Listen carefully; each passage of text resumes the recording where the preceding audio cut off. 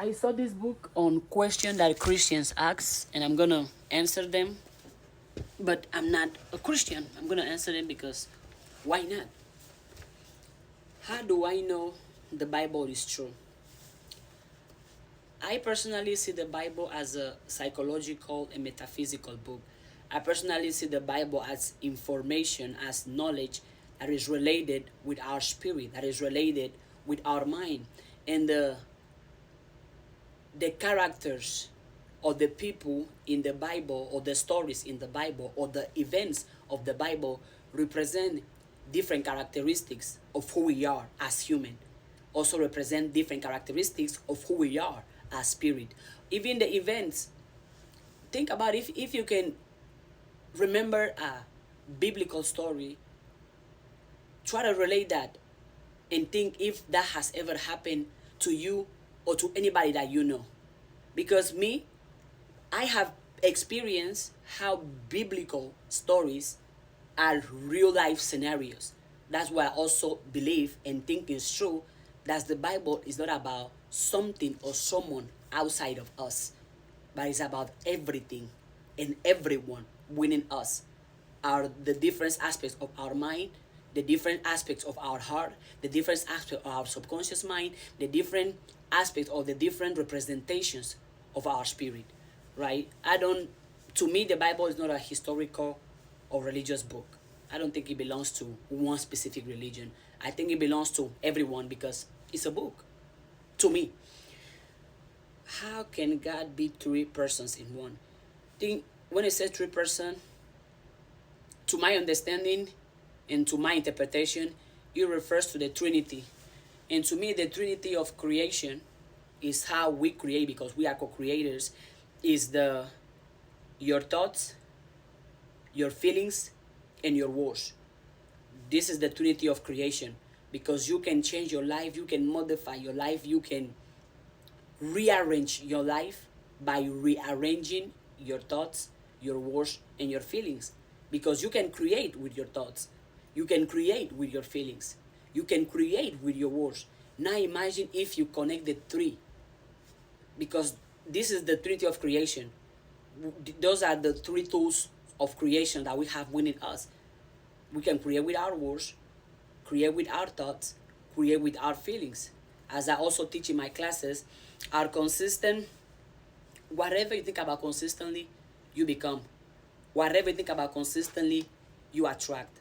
Whatever you think about consistently, you manifest. Why? Because as you are thinking something, you are giving confirmation, you are giving anticipation to what is going to happen to you.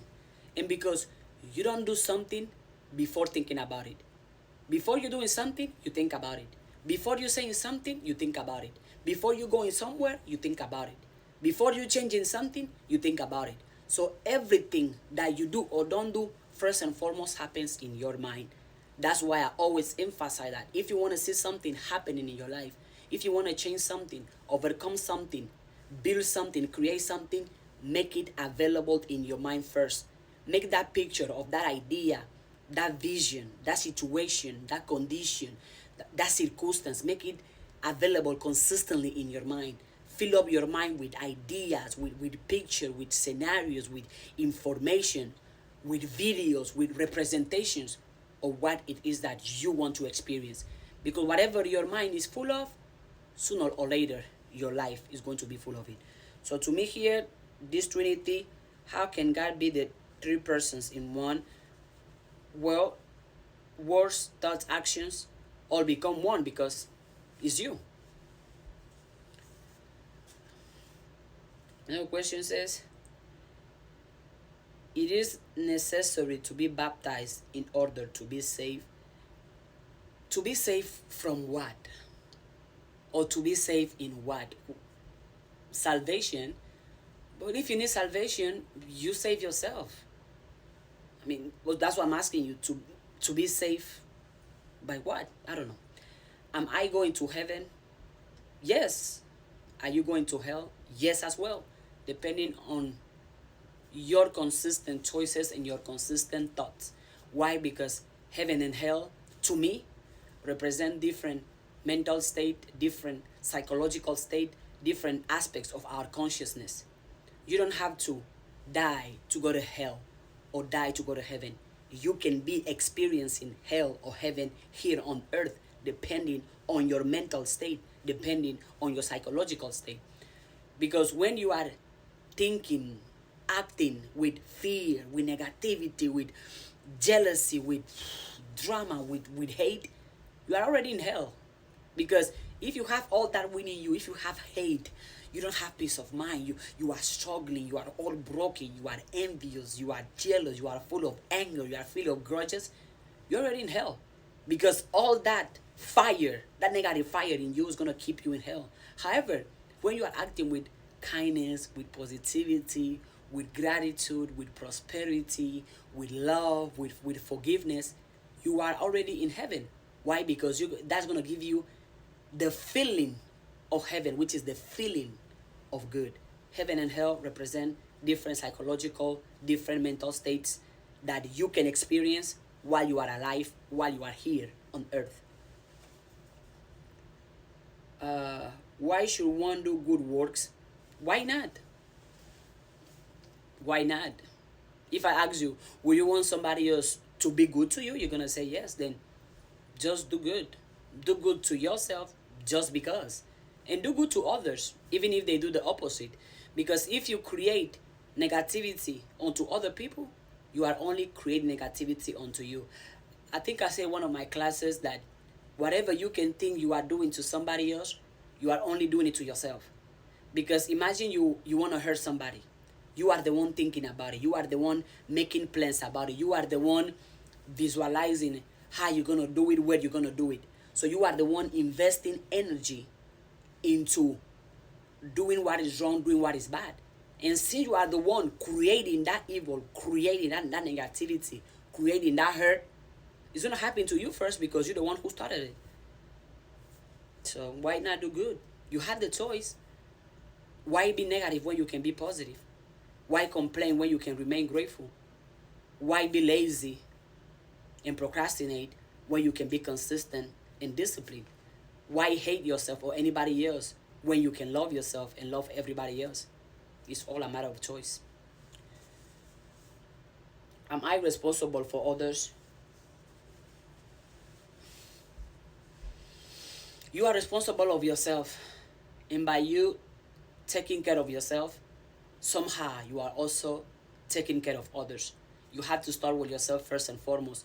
Because if you cannot take care of yourself, you cannot take care of nobody else. If you cannot help yourself, how are you going to be able to help other people? Imagine if you are poor, you cannot make somebody else rich. Imagine if you are unhappy and miserable, you cannot make somebody else happy. Imagine if you are dumb, you cannot make somebody else smart. Imagine if you are weak, you cannot make somebody else strong. So you have to become it. You have to have it. You have to have it in you, within you, or around you, available to you, in order for you to do it to others or give it to others. But it all starts with you. Same when we talk about love. If you can love yourself, where do you find the love to give to other people? Where do you find it? It all starts with you. Love yourself, support yourself, save yourself, fix yourself, empower yourself. Whatever amazing thing you want to see into other people's life, make sure it's available in your life first. Because if you don't have it, how can you give it? If you don't have it, how can you give it? You are responsible of you. And also when you are responsible of yourself, you are teaching others that, hey, I take care of me, you take care of you, so together we can take care of each other. But definitely, you are responsible of yourself first and foremost. And there is other multiple questions, but yeah, I just thought I would answer them. I'm not a Christian, but I just answered questions Christian asked for from my perspective, from my consciousness, and from my thoughts. You can agree or disagree with me. That's okay. Remember, feel free to think for yourself and use your own mind. And let me know in the comments which question do you have as a Christian, or what are your answers to these questions. Thank you for watching.